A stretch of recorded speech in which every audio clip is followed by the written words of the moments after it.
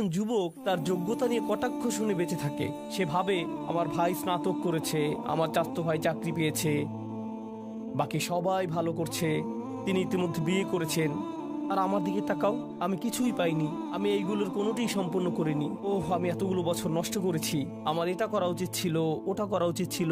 সবাই আমাকে বলে আমি একজন পরাজিত, আমি অবশ্যই একজন পরাজিত।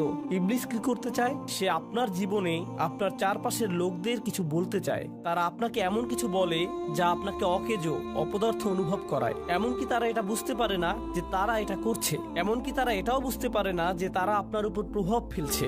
যখন আপনি ভাবতে শুরু করেন, হ্যাঁ হয়তো আমি মূল্যহীন, হয়তো আপনি জানেন না যে আমি এত এত বড় নই, আমি কেউ নই, এবং আপনি জানেন যদি আপনি একবার নিজেকে মূল্যায়ন করার ক্ষেত্রে কম আত্মসম্মান অনুভব করেন, তখন আপনি সব সময় নিজেকে এমনই অনুভব করবেন। তখন সব সময় আপনি নিজেকে মূল্যহীন ভাবার জন্য অন্যের মূল্যায়ন বা অনুমোদন দেওয়ার প্রয়োজন পড়বে। যদি অন্য কেউ আপনাকে মূল্য দেয়, যদি অন্য কেউ আপনাকে অনুমোদন করে, শুধু তখনই আপনি নিজেকে মূল্যবান ভাবতে পারেন। তাই আমি সব সময় যেখানেই যাই নিজের ছবি তুলি, ফিল্টারের মাধ্যমে সবকিছু ঠিকঠাক করে অনলাইনে পোস্ট করি, এবং আমি অপেক্ষা করতে থাকি কেউ আমাকে লাইক দিল কিনা, কেউ আমাকে লাভ রিয়েক্ট দিল কিনা, অথবা মাশাআল্লাহ বা অন্য কিছু কমেন্ট করলো কিনা। কারণ যদি কেউ আমাকে এগুলো দেয়, তখনই আমি মনে করি আমার একটু ভ্যালু আছে।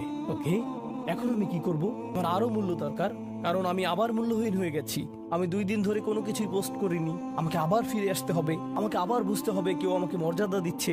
যখন আপনি নিজেকে নিজের মূল্য দিবেন না, তখন আপনি সব সময় অন্য জায়গা থেকে মূল্য পেতে চাইবেন।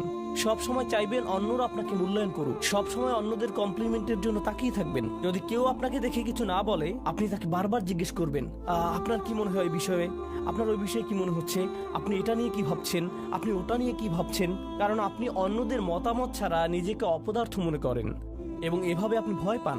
এবং যখন আপনার কম আত্মমর্যাদা থাকবে, তখন আপনার কোনো অধিকারের ব্যাপারে আপনি ডিল করতে পারবেন না। আপনার চারপাশে লোকজন যা বলবে তাই, তারা আপনাকে অপমান করবে, এবং আপনি মাথা নাড়বেন যে হ্যাঁ এটাই তো, আমি তো এরই যোগ্য, কারণ আমি তো ময়লা, কারণ আমি তো মাটি, আমার তো এর চাইতেও খারাপ কিছু পাওয়ার কথা ছিল।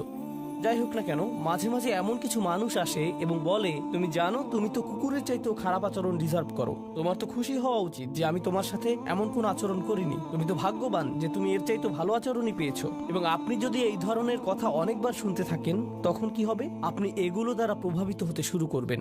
কারণ মানুষ যদি প্রথমে কিছু প্রত্যাখ্যান করেও, যদি সে এগুলো অনেক বেশি সময় ধরে শুনতে থাকে, আপনি এর দ্বারা প্রভাবিত হবেনই। আপনি এগুলো আপনার ভিতরে দেখতে শুরু করেন, আপনি আপনার মধ্যে অন্যদের জন্য, এমনকি নিজের জন্য বিদ্বেষ তৈরি করতে শুরু করবেন, এবং তারপরে আপনি কেবল আপনার ভিতরে এই প্রতিশোধ সবসময় অনুভব করবেন। তখন নিজের মতামতের চাইতেও অন্যের মতামতকে গুরুত্ব দিতে শুরু করবেন। আমার কথা তেমন ভালো না, অন্য সবার কথা ভালো, নিজেকে বোঝা মনে হবে, কারণ আপনি কাউকে কিছু দিতে পারছেন না। আপনি যখন এরকম ভাবতে শুরু করবেন, তখন এটি শয়তানের একটি মহান বিজয়। কারণ শয়তান বলে যে আমি বলেছিলাম না, মানুষ শুধু ময়লা ছাড়া আর কিছুই না। তার দিকে তাকাও, কি ভারসাম্য, কি চিন্তা, কিসের নিয়ম নীতি। আপনি এবং আমি এই পৃথিবীতে আসার আগে আল্লাহ কি করেছেন? আমাদের পিতাকে যা দেয়া হয়েছিল তার জন্য আমাদের দেহের সৃষ্টি করা হয়েছিল। তার উপরে তিনি আমাদেরকে আল্লাহর সমস্ত সৃষ্টির উপরে সম্মান দিয়েছেন, এবং আল্লাহর সমস্ত সৃষ্টি আমাদেরকে একটা মিরাকেল হিসেবে দেখে।